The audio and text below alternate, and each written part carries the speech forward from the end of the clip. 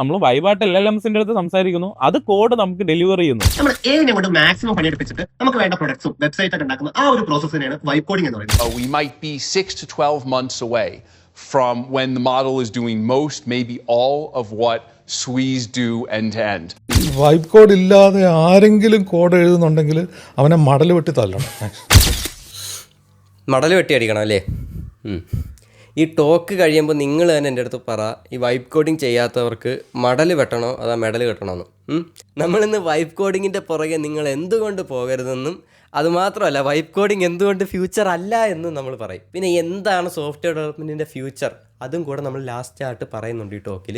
പിന്നെ നിങ്ങളൊരു ഡെവലപ്പർ ആണെങ്കിൽ ഈ ഒരു ടോക്ക് നിങ്ങൾക്ക് മോർ ദാൻ യൂസ്ഫുൾ ആയിരിക്കും. കാരണം ഈ AI ഹൈപ്പ് വേൾഡിൽ നിങ്ങൾക്ക് നല്ലൊരു ടേക്ക് എടുക്കാൻ പറ്റും, നിങ്ങൾക്ക് നല്ലൊരു അഭിപ്രായം പറയാൻ പറ്റും ഈ AIയുടെ കാര്യങ്ങളെക്കുറിച്ച്. അതുകൊണ്ട് തന്നെ നിങ്ങൾ ഈ ടോക്ക് അവസാനം വരെ കാണുക. ഇത് കഴിയുമ്പോൾ നിങ്ങളുടെ വൈബ് കോഡിങ്ങിനോടുള്ളൊരു ഇഷ്ടവും അതും ഇതൊക്കെ പോയെന്നിരിക്കാം. അത് നല്ലതാണ്, നിങ്ങൾ ആക്ച്വലി കോഡ് പഠിക്കാൻ ശ്രമിക്കുമായിരിക്കും.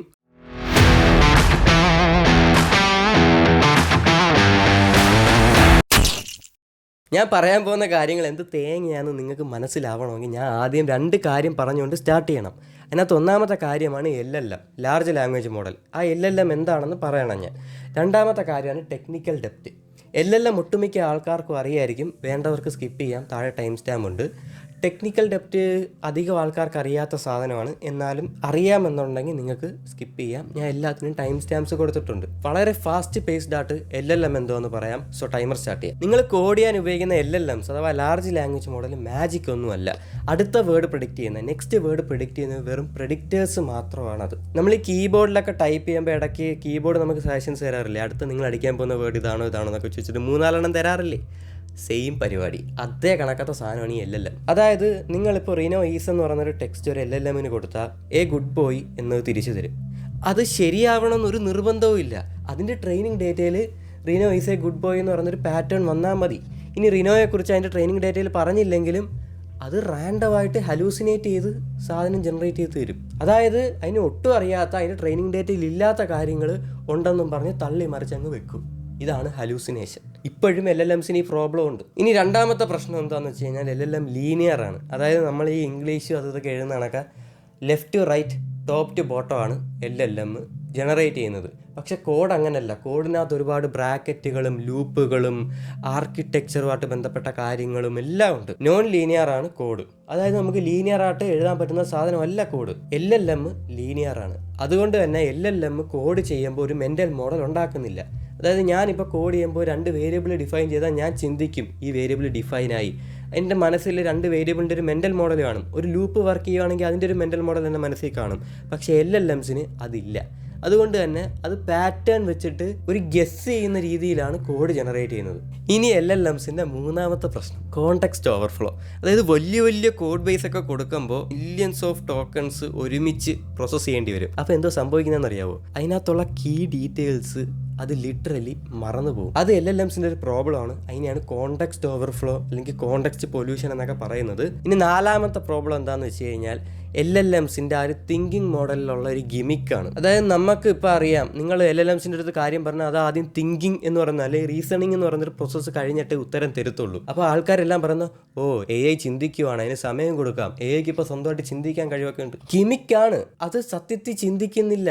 നമ്മൾ മനുഷ്യന്മാർ ചിന്തിക്കുന്ന കണക്കെ ചിന്തിക്കുന്നില്ല. അതിൻ്റെ ആ തോട്ട് പ്രോസസ്സ് അത് ടെക്സ്റ്റായിട്ട് ജനറേറ്റ് ചെയ്യുന്നതേ ഉള്ളൂ. ആ തോട്ട് പ്രോസസ്സും യൂസറിൻ്റെ പ്രോംപ്റ്റും കൂടെ ചേർത്ത് പിന്നെയും LLMന് തന്നെ കൊടുക്കും, റെസ്പോൺസ് ജനറേറ്റ് ചെയ്യും. ഇങ്ങനെയാണ് LLMൻ്റെ തിങ്കിങ് പ്രോസസ്സ് വർക്ക് ചെയ്യുന്നത്. അത് എത്രത്തോളം ഗിമിക്കാണെന്ന് നിങ്ങൾക്ക് അറിയണമെങ്കിൽ ആപ്പിളിൻ്റെ ഇല്യൂഷൻ ഓഫ് തിങ്കിങ് എന്ന് പറഞ്ഞൊരു പേപ്പറുണ്ട്, അത് വായിക്കാം. ഇനി അത് വായിക്കാൻ മടിയായിട്ടുള്ള ആൾക്കാർക്ക് പ്രോട്ടോടൈപ്പ് ഈ ഇടയ്ക്കൊരു വീഡിയോ ഇറക്കിയായിരുന്നു. എനിക്കറിയാം ഇതിനകത്ത് ഞാൻ ഒരുപാട് അവരെ ക്രിറ്റിസൈസ് ചെയ്യുന്നുണ്ട്, പക്ഷേ അവരുടെ വീഡിയോ അടിപൊളിയാണ്, അതെനിക്ക് പറഞ്ഞേ പറ്റിയ സത്യമായ കാര്യമാണ്. നിങ്ങൾക്കത് പോയി കാണണമെങ്കിൽ കാണാം. സോ ഇനി സ്കിപ്പ് ചെയ്ത് വന്നവർക്ക് ഞാനൊരു ജസ്റ്റ് ഒരു TLDR തരാം. AI എന്ന് പറയുന്നൊരു ഗെസ്സിങ് ഗെയിമാണ്. അത് ലോജിക്കലായിട്ട് ചിന്തിക്കുന്നില്ല. ഞാൻ ഈ പറഞ്ഞ ഇത്രയും പ്രോബ്ലംസിൻ്റെ ഒരു സമ്മറൈസേഷനാണ് ഞാനിപ്പോൾ പറഞ്ഞത്. ഇനി ഞാൻ പറയാൻ പോകുന്നത് ടെക്നിക്കൽ ഡെപ്റ്റ്. ഇതിനകത്ത് ഈ വീഡിയോയുടെ ഏറ്റവും കോർ സാധനമാണ് ടെക്നിക്കൽ ഡെപ്റ്റ്. ഈ ടെക്നിക്കൽ ഡെപ്റ്റ് മനസ്സിലാക്കിയാലേ നിങ്ങൾക്ക് വൈപ്പ് കോഡിങ് എന്തുകൊണ്ട് ഫ്യൂച്ചർ അല്ല എന്ന് നിങ്ങൾക്ക് മനസ്സിലാക്കാൻ പറ്റും. നിങ്ങളിപ്പോൾ ബാങ്കിൽ പോയി ഒരു ലോൺ എടുത്തെന്ന് തന്നെ വിചാരിക്കുക.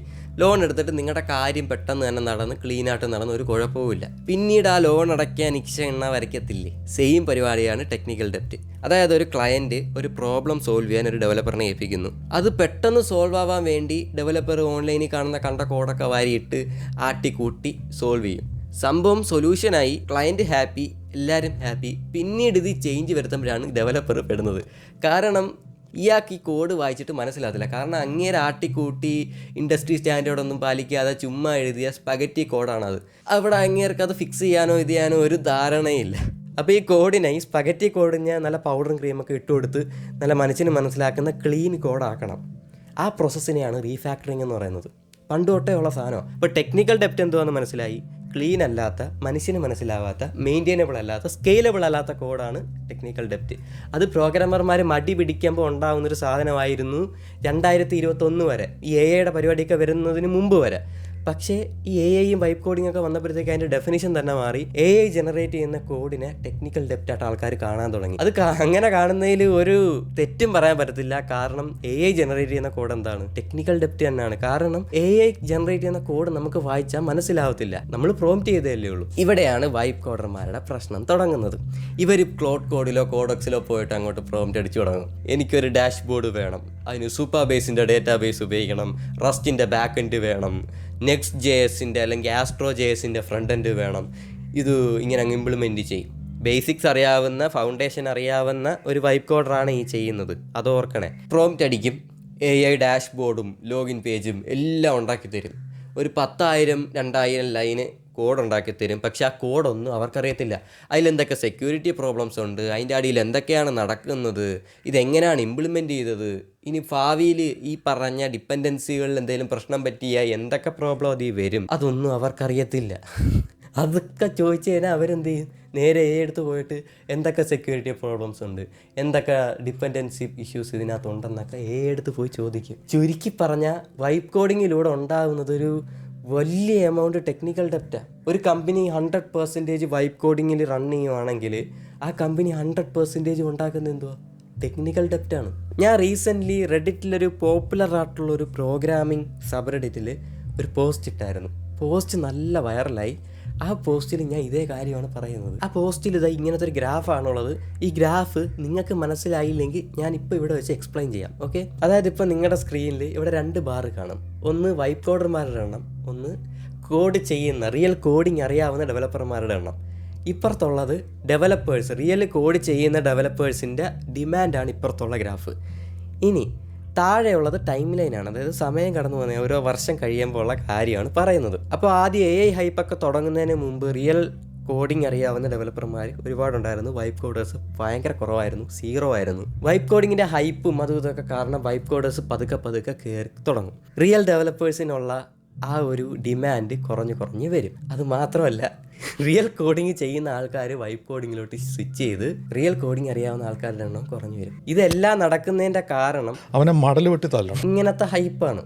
അതുകൊണ്ട് തന്നെ ഇതിങ്ങനെ മുമ്പോട്ട് പൊയ്ക്കൊണ്ടിരിക്കും. കമ്പനീസ് പതുക്കെ ഈ വൈപ്പ് കോഡ് ചെയ്യുന്ന ആൾക്കാരെ ഹയർ ചെയ്ത് ടെക്നിക്കൽ ഡെപ്റ്റ് ഇങ്ങനെ കൂടി ഇങ്ങനെ പൊയ്ക്കൊണ്ടിരിക്കും. പോയി ഒരു ബ്രേക്കിംഗ് പോയിന്റ് എത്തും. അതായത് ഇവർക്ക് ഇനി ഇത് മാനേജ് ചെയ്യാൻ പറ്റുന്നില്ല, ആ അവസ്ഥയിലെത്തും. ഓൾറെഡി ആ അവസ്ഥയിലെത്തി. അതാണ് റീസെൻ്റ്ലി ഗിറ്റ്ഹബ് ഡൗൺ ആയത് നമ്മൾ കണ്ടത്.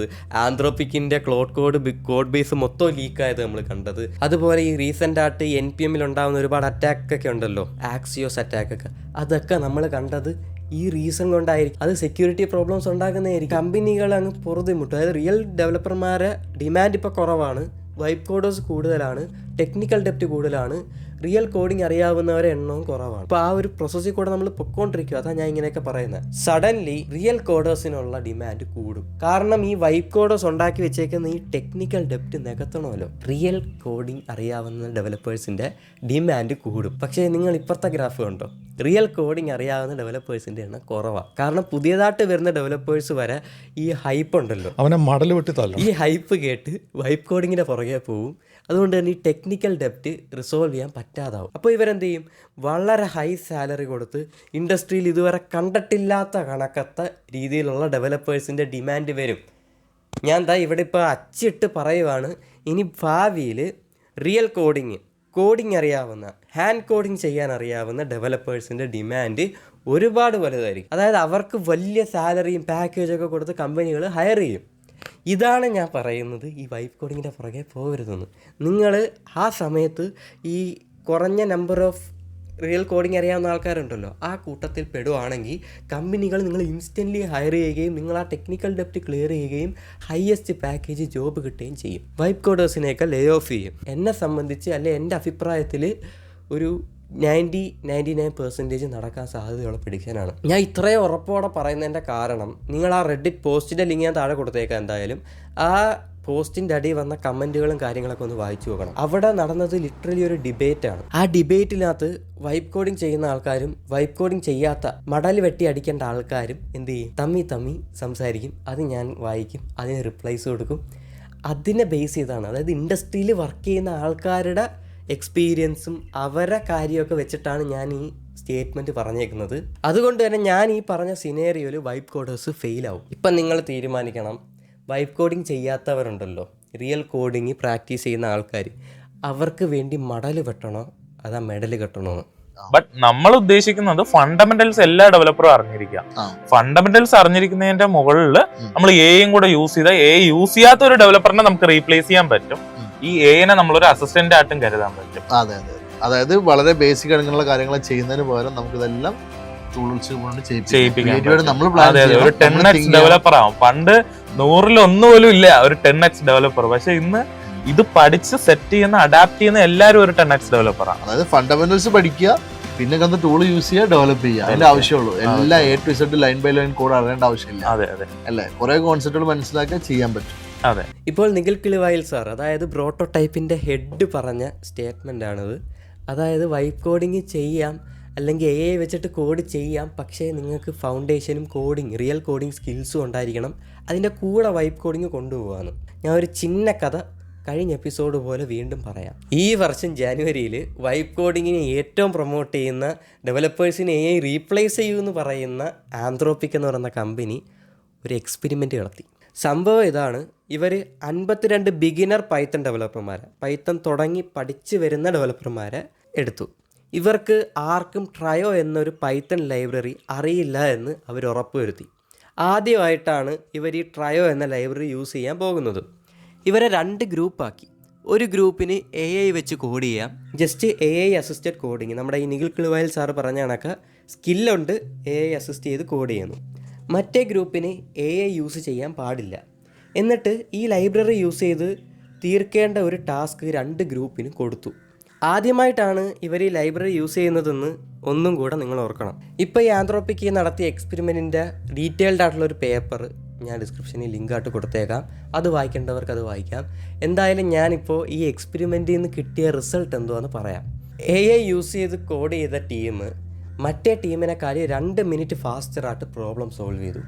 ഞാൻ അപ്പോഴേ പറഞ്ഞില്ലേ AI സ്പീഡാക്കൂ, അതാണ് ഫ്യൂച്ചറാണ്, നിങ്ങൾക്ക് പ്രോബ്ലംസ് പെട്ടെന്ന് സോൾവ് ചെയ്യാൻ പറ്റും, AI അസിസ്റ്റഡ് കോഡിംഗ് ആണ് ഫ്യൂച്ചർ, വൈബ് കോഡിംഗ് അല്ല എന്നൊക്കെ പറയാൻ വരട്ടെ. എക്സ്പെരിമെൻറ്റ് തീർന്നില്ല. എക്സ്പെരിമെൻറ്റ് കഴിഞ്ഞിട്ട് ഇവർ ഇംപ്ലിമെൻറ്റ് ചെയ്ത സൊല്യൂഷനിൽ നിന്ന് ഒരു എക്സാം ഇട്ടു. ആ ഒരു ടെസ്റ്റിൻ്റെ, ആ ഒരു എക്സാമിൻ്റെ റിസൾട്ട് അറിയണോ? AI യൂസ് ചെയ്ത് കോഡ് ചെയ്ത ടീം ആ ടെസ്റ്റിൽ വാങ്ങിച്ചത് 50% മാർക്കാണ്. AI യൂസ് ചെയ്യാതെ ഹാൻഡ് കോഡ് ചെയ്ത ടീം ആ എക്സാമിന് വാങ്ങിച്ചത് 67 മാർക്കാണ്. ഞാൻ തമാശ പറഞ്ഞല്ല, 67 തന്നെ ആയിരുന്നു. ഓക്കെ, ഇതിൻ്റെ ഒരു കൺക്ലൂഷൻ എന്താന്ന് പറഞ്ഞാൽ, ആന്ത്രോപ്പിക്കിൻ്റെ ആ ഒരു എക്സ്പെരിമെൻറ്റ് നടത്തിയ ടീം പറഞ്ഞു, AI വെച്ച് കോഡ് ചെയ്താൽ നിങ്ങളുടെ കോഡിങ് സ്കിൽസ് കുറയും, ഓൾറെഡി ഉള്ള കോഡിങ് സ്കിൽസ് കുറയും. അപ്പോൾ എനിക്ക് പറഞ്ഞ കാര്യത്തിൽ വല്ല അർത്ഥവും ഉണ്ടോ? നമ്മളിപ്പോൾ ഫൗണ്ടേഷനൊക്കെ ക്ലിയർ ആക്കി ആദ്യം അതൊക്കെ പഠിച്ചിട്ട് പിന്നെ വൈബ് കോഡ് ചെയ്യാനോ അല്ലെങ്കിൽ പിന്നെ AI കോഡ് ചെയ്യാനോ പോയി കഴിഞ്ഞാലും വല്ല കാര്യമുണ്ടോ? നമ്മളൊക്കെ ആ സ്കില്ല് കുറയും, നമുക്ക് ആ ടച്ച് വിട്ടു പോകും. കാരണം നമ്മൾ ജസ്റ്റ് ഇംഗ്ലീഷ് പ്രോംപ്റ്റാണ് അടിക്കുന്നത് അവിടെ. ഈ ആഴ്ച ഒരു വലിയൊരു ഐറണിക്കായിട്ടുള്ളൊരു സംഭവം നടന്നു. ഏപ്രിൽ ഫൂൾസുമായിട്ട് ബന്ധപ്പെട്ട് നടന്നതാണോ എന്ന് എനിക്ക് അറിയത്തില്ല, പക്ഷെ നടന്നു. നമ്മുടെ ഈ AI വരും, എല്ലാം ശരിയാകും എന്നൊക്കെ പറഞ്ഞ് തള്ളി മറിക്കുന്ന നമ്മുടെ ആന്ത്രോപ്പിക് എന്ന് പറയുന്ന കമ്പനി ഉണ്ടല്ലോ, ക്ലോഡൊക്കെ ഇറക്കുന്ന ആ കമ്പനി, ഇവരുടെ കമ്പനിയിലുള്ള കംപ്ലീറ്റ് ടാസ്കുകളും AI ഏജൻറ്റ് വെച്ചിട്ട് ചെയ്തു. ഇവരുടെ എൻജിനീയേഴ്സ് എല്ലാം വൈബ് കോഡിങ്ങും ചെയ്തു. അതായത് ഇവരുടെ എൻജിനീയേഴ്സ് പണിയെടുക്കുന്നില്ല, ഞങ്ങൾ AI മൊത്തത്തിൽ ഇംപ്ലിമെൻറ്റ് ചെയ്ത ആദ്യത്തെ കമ്പനിയാണ്, ഞങ്ങൾ ടോപ്പ് ഓഫ് ദ വേൾഡാന്നൊക്കെ പറഞ്ഞ് ഇവർ തള്ളി മറിച്ച്. സംഭവിച്ചെന്താണെന്നറിയാമോ? ഇവരൊരു AI ഏജൻറ്റ് ഇവരുടെ സ്വന്തം പ്രൊഡക്റ്റായ ക്ലോഡ് കോഡ് ഉണ്ടല്ലോ, ഈ ക്ലോഡ് കോഡിൻ്റെ കംപ്ലീറ്റ് സോഴ്സ് കോഡ് ലീക്ക് ചെയ്തു. അതായത് ക്ലോഡ് കോഡ് വർക്ക് ആവണമെങ്കിൽ ഒരു കോഡ് വേണമല്ലോ, ആ കോഡ് ഫുള്ള് ആ AI ഏജൻറ്റ് ലീക്ക് ചെയ്തു. കത്തി ഉണ്ടാക്കുന്നവൻ നെഞ്ചത്ത് കത്തി കയറി ചത്തെന്ന് പറഞ്ഞ കണക്കാണ് ഈ അവസ്ഥ. വൈബ് കോഡിങ് എത്രത്തോളം ടെക്നിക്കൽ ഡെപ്റ്റ് ഉണ്ടാക്കുമെന്നും അത് ഭാവിയിൽ എന്തുകൊണ്ട് റിയൽ കോഡിങ് അറിയാവുന്നവരെ ഹയർ ചെയ്യാൻ കാരണമാകുമെന്നും മനസ്സിലായേ. ഇതാണ് ബേസിക്കലി സംഭവം. ഇതാണ് ഈ എൻ്റയർ വീഡിയോ. ഇനി ഞാൻ ഈ വീഡിയോയുടെ ആദ്യം കാണിച്ച ആ ക്ലിപ്പില്ലേ, ആ ക്ലിപ്പ് ഒന്നും കൂടെ കാണിക്കാം. ഞാനിപ്പോൾ ഇത്രയും പറഞ്ഞല്ലോ, ഇത് കേട്ട് കഴിഞ്ഞിട്ട് നിങ്ങൾക്ക് ആ ക്ലിപ്പ് കാണുമ്പോൾ കോമഡി ആയിട്ട് തോന്നുന്നുണ്ടോ അതാ സീരിയസ് ആയിട്ട് അവർ പറയുന്നത് ശരിയാണോ തോന്നുന്നുണ്ടോ എന്ന് പറയണം. ഓക്കെ, ക്ലിപ്പ് പ്ലേ ചെയ്തോ. നമ്മൾ വൈബായിട്ട് LLMസിന്റെ അടുത്ത് സംസാരിക്കുന്നു, അത് കോഡ് നമുക്ക് ഡെലിവർ ചെയ്യുന്നു. നമ്മൾ AI കൊണ്ട് മാക്സിമം പണിയെടുപ്പിച്ചിട്ട് നമുക്ക് വേണ്ട പ്രൊഡക്ട്സും വെബ്സൈറ്റ് ഒക്കെ ഉണ്ടാക്കുന്ന ആ ഒരു പ്രോസസ്സിനെയാണ് വൈബ് കോഡിംഗ് എന്ന് പറയുന്നത്. We might be 6 to 12 months away from when the model is doing most, maybe all of what Swees do end to end. Vibe code ഇല്ലാതെ ആരെങ്കിലും കോഡ് എഴുതുന്നുണ്ടെങ്കിൽ അവനെ മടൽ വെട്ടി തല്ലണം. ഇനി സമ്മറി, അതായത് ഇനി വൈബ് കോഡിങ് പൂർണ്ണമായിട്ട് വന്നാൽ തന്നെ കമ്പനികൾ നോക്കാൻ പോകുന്നത് റിയൽ കോഡേഴ്സിനെ ആയിരിക്കും. ഭാവിയിൽ റിയൽ കോഡിങ് ചെയ്യുന്ന ആൾക്കാർക്ക് ഡിമാൻഡ് കൂടും. സോ നിങ്ങളൊരു ബിഗിനർ ആണെങ്കിൽ, അല്ലെങ്കിൽ കോഡിങ് പഠിക്കുന്ന ഒരാളാണ്, അല്ലെങ്കിൽ നിങ്ങളൊരു സോഫ്റ്റ്വെയർ ഡെവലപ്പർ ആണെങ്കിൽ വൈബ് കോഡിങ്ങിൻ്റെ വാലേ പോകാതെ റിയൽ ആയിട്ടുള്ള കോഡിങ് പ്രൊജക്ട്സ് ചെയ്ത് നല്ലൊരു പോർട്ട്ഫോളിയോ ബിൽഡ് ചെയ്യും. നല്ല രീതിയിൽ പുതിയ പുതിയ ലാംഗ്വേജുകളും ഫ്രെയിം വർക്കുകളൊക്കെ പരിചയപ്പെട്ട് ബിൽഡ് ചെയ്യും. AI ഒട്ടും യൂസ് ചെയ്യരുതെന്നല്ല ഞാൻ ഈ വീഡിയോ കൊണ്ട് ഉദ്ദേശിക്കുന്നത്. AI യൂസ് ചെയ്യണം, എവിടെ യൂസ് ചെയ്യേണ്ടത്. അതായത് എൻ്റെ ഒരു വർക്ക് ഫ്ലോ പറയാം, അപ്പോൾ നിങ്ങൾക്ക് മനസ്സിലാവും എങ്ങനെയാണ് ഞാൻ നിങ്ങൾ ഇത് യൂസ് ചെയ്യണം എന്ന് പറയുന്നത്. അതായത് എനിക്കിപ്പോൾ ഒരു കോഡ് ബേസ് ഉണ്ട്, അതിനകത്തൊരു ബഗ്ഗുണ്ട്. ഈ ബഗ്ഗ് ഞാൻ എത്ര നോക്കിയിട്ടും കണ്ടുപിടിക്കുന്നില്ല. അതുകൊണ്ട് തന്നെ ഞാൻ മണിക്കൂറുകൾ ചിലവാക്കി ഈ ബഗ്ഗ് കണ്ടുപിടിക്കാൻ പോകണോ, അതാ ഈ ഫുൾ കോഡ് കോപ്പി പേസ്റ്റ് ചെയ്ത് ജെമിനയിലിട്ടോ അല്ലെങ്കിൽ ChatGPTയിലിട്ടോ അല്ലെങ്കിൽ ക്ലോഡിലിട്ടിട്ട് അതിൻ്റെ അടുത്ത് ബഗ് എവിടെയാണെന്ന് ചോദിക്കണം. നല്ല എഫിഷ്യൻ്റായിട്ട് വർക്ക് ചെയ്യുന്നൊരു സോഫ്റ്റ്വെയർ ഡെവലപ്പർ ആണെങ്കിൽ ജസ്റ്റ് ആ കോഡ് കോപ്പി ചെയ്ത് AIക്ക് ഇട്ട് കൊടുത്തിട്ട് ബഗ് എവിടെയാണെന്ന് ചോദിക്കും. AI അത് പോയിന്റ് ഔട്ട് ചെയ്യും, എന്നിട്ട് എനിക്ക് സ്വന്തമായിട്ട് ആ ബഗ് ഫിക്സ് ചെയ്യാം. അതുവഴി എനിക്ക് ആ കോഡ് ബേസ് മനസ്സിലാവും, അതിനകത്ത് എന്തൊക്കെ സെക്യൂരിറ്റി ഫ്ലോ ഉണ്ടെന്ന് മനസ്സിലാവും. ആ ബഗ് എങ്ങനെ ഫിക്സ് ചെയ്തതെന്നും ഭാവിയിൽ ആ ബഗ് വന്നാൽ എങ്ങനെ ഫിക്സ് ചെയ്യാമെന്നും എനിക്ക് അറിവ് കിട്ടിയ അവിടെ. അത് വാല്യുബിളാണ്. ആ കോഡ് ഞാൻ വായിച്ച് നോക്കും, അല്ലാതെ ബ്ലൈൻഡ്ലി എടുത്തിട്ട് കോപ്പി ഇവിടെ പേസ്റ്റ്, ആ വർക്കായി ഞാൻ ഹാപ്പി, അങ്ങനെയല്ല. അത് വായിച്ച് നോക്കിയിട്ട് അതിൽ അൺനെസസറി ആയിട്ടുള്ള കാര്യങ്ങളുണ്ടോ, അതിനകത്ത് ഇമ്പ്രൂവ്മെൻറ്റ്സ് എന്തൊക്കെ വരുത്താമെന്ന് ഞാൻ തോട്ട് പ്രോസസ്സിലൂടെ പോകും. അതിനൊരു 2 മിനിറ്റേ എടുക്കത്തുള്ളൂ. അത് നിങ്ങൾ പറയുന്ന കണക്കെ മണിക്കൂറിൽ എടുക്കുന്ന ടാസ്ക് ഒന്നുമല്ല, ചെറിയ കോഡ്സിനെ പറ്റാ. എന്നിട്ട് ഞാനത് ഇംപ്ലിമെൻറ്റ് ചെയ്യും. അതുകൊണ്ട് എൻ്റെ ഒരു അഭിപ്രായം, ഇനി future of software development really coding അറിയാവുന്ന രീതിയിലും കോഡിങ്ങിനുള്ള ബഗ്ഗുകൾ അല്ലെങ്കിൽ ക്വിക്കായിട്ടുള്ള ഫിക്സുകൾ അല്ലെങ്കിൽ ബോയിലർ പ്ലേറ്റ് കോഡുകളൊക്കെ ജനറേറ്റ് ചെയ്യാൻ വേണ്ടി മാത്രം AI യൂസ് ചെയ്യുന്നതൊക്കെ ആവുമെന്നാണ്. ഈ പറഞ്ഞ ബിഗിനേഴ്സിന് AI യൂസ് ചെയ്ത് എന്ത് എഫക്റ്റീവായിട്ട് കോഡിങ് പഠിക്കാമെന്നറിയോ, അല്ലാതെ ഈ AI യൂസ് ചെയ്ത് പഠിക്കുന്നതിനൊരു കോഴ്സ് വേണ്ട. കാരണം AI ടോക്സ് അവർ ലാംഗ്വേജ്. AI കോഡിംഗ് ലാംഗ്വേജ് അല്ല സംസാരിക്കുന്നത്, നമ്മുടെ ഇംഗ്ലീഷ് ലാംഗ്വേജാണ് സംസാരിക്കുന്നത്. അതിൻ്റെ അടുത്ത് ടോക്ക് ചെയ്ത് അവർക്ക് പഠിക്കാൻ പറ്റും. So that's a wrap of this episode. നിങ്ങൾക്ക് എന്താണ് അഭിപ്രായം? ഞാൻ ഈ പറഞ്ഞതിൽ സത്യമുണ്ടെന്ന് നിങ്ങൾക്ക് തോന്നുന്നുണ്ടോ? അല്ലെങ്കിൽ ഫ്യൂച്ചർ വൈബ് കോഡിംഗ് ആണോ, അതോ ഞാൻ പറഞ്ഞ കണക്ക ആ ഒരു AI യൂസ് ചെയ്ത് ആക്സലറേറ്റ് ചെയ്യുന്ന കണക്കത്തെ ഒരു രീതിയാണോ ഉള്ളത്? അതിനെക്കുറിച്ച് നമുക്ക് കമൻറ്റ് സെക്ഷനിലൊരു ഹെൽത്തി ഡിബേറ്റ് നടത്താം. ഇനി ഞാൻ എല്ലാ യൂട്യൂബർമാരും സ്ഥിരം പറയുന്ന ഒരു ഡയലോഗ് പറയാം. കൂടുതൽ വീഡിയോസിനായി സബ്സ്ക്രൈബ് ചെയ്യുക, ലൈക്ക് ചെയ്യുക. വീഡിയോ ഇഷ്ടപ്പെട്ടില്ലെങ്കിൽ ഡിസ്ലൈക്ക് ചെയ്തോ, എനിക്കൊരു പ്രശ്നമില്ല. കമൻറ്റ് ചെയ്യേണ്ടവർക്ക് കമൻറ്റ് ചെയ്യാം, വീഡിയോ ഷെയർ ചെയ്യേണ്ടവർക്ക് ഷെയർ ചെയ്യാം. ഷെയർ ചെയ്യുന്നത് ഞാൻ നല്ല രീതിയിൽ റെക്കമെൻഡ് ചെയ്യുന്നുണ്ട്. കാരണം നിങ്ങൾക്കൊരു ഡെവലപ്പർ ഫ്രണ്ട് ഉണ്ടെങ്കിൽ നല്ല യൂസ്ഫുൾ ആയിരിക്കും ഈ ഒരു വീഡിയോ. അത് നിങ്ങൾക്ക് മനസ്സിലായി കാണും. വീഡിയോ ഷെയർ ചെയ്യുക. നമുക്ക് ഈ ഒരു ഐഡിയ ഉണ്ടല്ലോ, വൈബ് കോഡിംഗ് എന്ന് പറയുന്നതാണ് ഫ്യൂച്ചർ എന്നുള്ളൊരു ഐഡിയ എത്രത്തോളം റോങ് ആണെന്നുള്ളത് കൂടുതൽ ആൾക്കാരിലോട്ട് എത്തിക്കണം. സോ അടുത്ത എപ്പിസോഡിൽ കാണുന്നത് വരെ ബൈ.